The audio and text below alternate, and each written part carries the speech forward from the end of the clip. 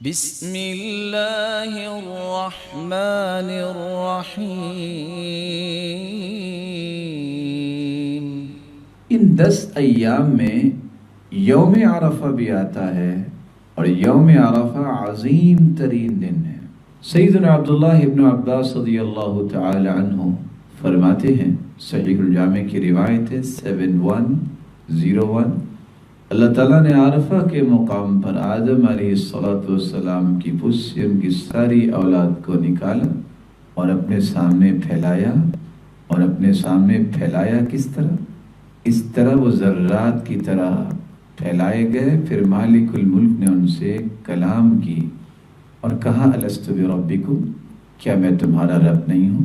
تو اللہ عز جلال نے آدم کی تمام اولاد سے اپنی ربوبیت کا وعدہ لیا، اور یہی کام یوم عرفہ کے دن ہوا۔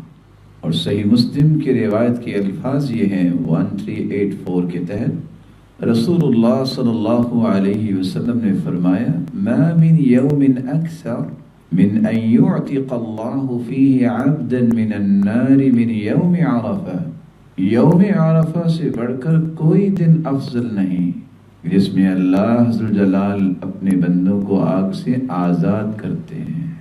جامع الترمذی کی روایت ہے 3585، رسول اللہ صلی اللہ علیہ وآلہ وسلم نے فرمایا، خیر الدعاء دعاء یوم عرفہ، بہترین دعا جو یوم عرفہ کی دعا ہے، جس کو میں نے بھی کیا اور مجھ سے پہلے انبیاء نے بھی، وہ ہے لا الہ الا اللہ وحدہ لا شریک لہ، لہ الملک و لہ الحمد وہو علی کل شیء قدیر۔